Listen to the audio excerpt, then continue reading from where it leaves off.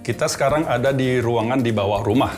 Ruangan ini berfungsi sebagai gudang, juga tempat menyimpan barang-barang seperti baterai, dan juga menyimpan bak air yang besar untuk menampung air hujan.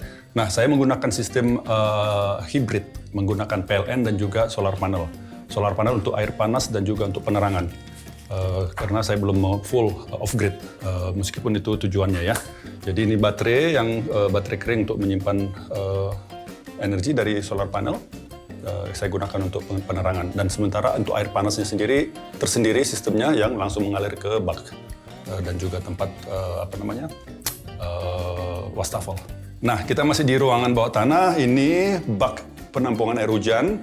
Kalau dilihat ukurannya itu sekitar 7 meter kali 3,5 meter kali 2 meter tingginya. Jadi bisa menampung air 60 kubik. Ini cukup untuk 3 bulan tanpa hujan. Ini sudah hampir 3 bulan lebih tanpa hujan dan kita masih bisa menggunakannya. Airnya sudah sangat sedikit sebetulnya, tapi masih ada, masih bisa mudah-mudahan hujan dalam waktu dekat sehingga terpenuh lagi airnya. Jadi ada filter. Filter ini memastikan bahwa air yang kita gunakan sudah tersaring dengan baik sehingga bisa diminum dari wastafel gitu, dari keran-keran gitu.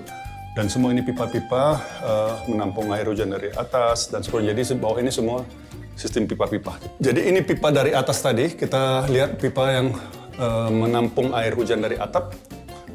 Dia masuk ke dalam bak. Tapi sebelum masuk ke dalam bak, dia melalui sebuah pipa yang namanya first flush. First flush itu adalah sebuah pipa yang menangkap air hujan pertama yang datang. Ya, misalnya udah lama nih nggak hujan, kemudian hujan. Nah, air yang pertama hujan itu kan kotor ya, ada debu, kotoran burung, daun-daun dan sebagainya. Nah, itu pertama kali datang hujan dia akan masuk kemari. Jadi sebelum masuk ke bak, jadi dia pastikan dulu tercuci, makanya disebut first flush. Jadi cuci dulu ke susu kemari, lalu setelah dia penuh air masuk ke dalam bak. Jadi airnya ini relatif bersih dari debu, daun-daun dan kotoran-kotoran lain yang berasal dari atap gitu. Nah, sekali-sekali kita harus bersihkan karena dia penuh dengan kotoran-kotoran. Jadi sekali-sekali misalnya bisa dibuka seperti ini, jadi mengeluarkan semua kotoran gitu.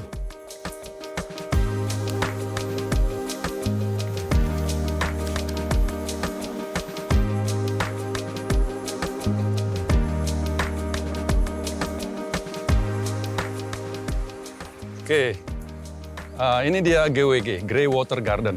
Jadi sistem filterisasi air limbah yang berasal dari rumah.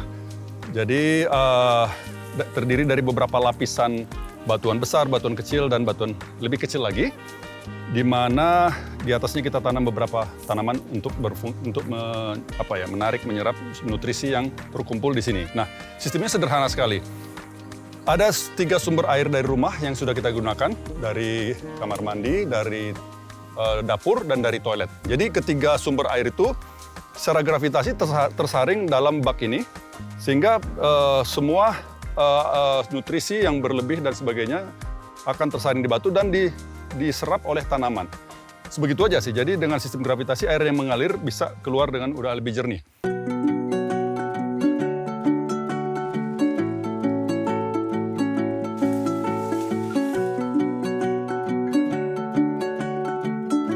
Halo, kita sekarang ada di Jalan Setapak, Taman Petanu.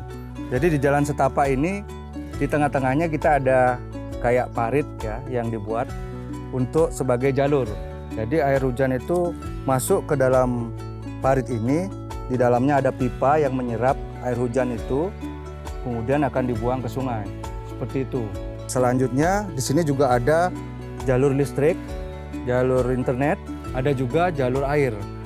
Air yang kita punya di Taman Petanu yang nanti kalau air ini diperlukan pada saat rumah mereka kehabisan air hujan, kita punya cadangannya.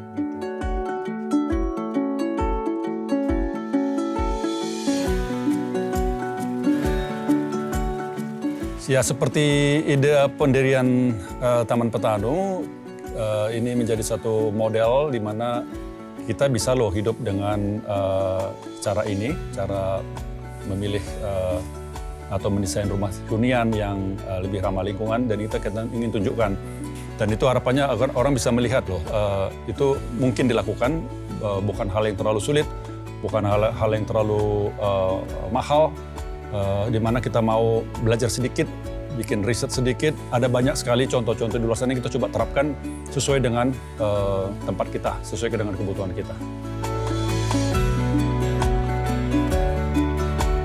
Ya, pemilik rumah di sini sebenarnya mengharapkan untuk bisa tinggal dengan nyaman, dengan tenang, damai, karena mereka membutuhkan itu semua, sehingga keharmonisan terhadap alam adalah salah satu hal yang sangat menenangkan buat mereka. Ya, dengan mereka sudah berkomitmen dan melaksanakan pertanggungjawaban yang lebih terhadap alam, dalam hal ini tidak merusak alam, air buangannya sehat, sehingga mereka juga tenang, damai ya, tenang. Kalau kita kesulitan ada yang bantu, seperti itu. Jadi kita manajemen juga sangat suka membantu gitu.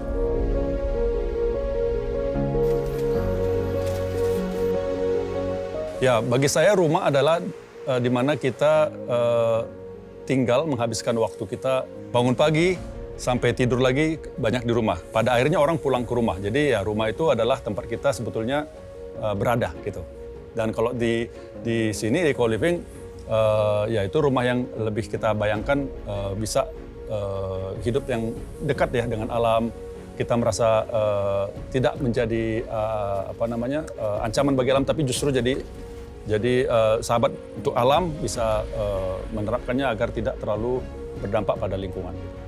Kalau ada yang ingin punya rumah di Taman Petanu, kalau ada peluang ya, syarat pertama adalah kalian punya minat yang sama atau minat yang sejalan dengan anggota Taman Petanu di sini, bahwa ingin melestarikan alam, mau mempunyai rumah yang selaras dengan alam. Syarat kedua adalah mau berbagi, karena di sini semua anggota Taman Petanu adalah berbagi kebahagiaan atau bahkan menyelesaikan permasalahan bersama-sama. Seperti itu. Jadi syaratnya itu aja. Mari kita mulai hidup lestari dengan alam, selaras dengan alam, lebih bertanggung jawab dengan alam, mulai dari diri kita sendiri dan juga rumah kita sendiri yang selaras dengan alam.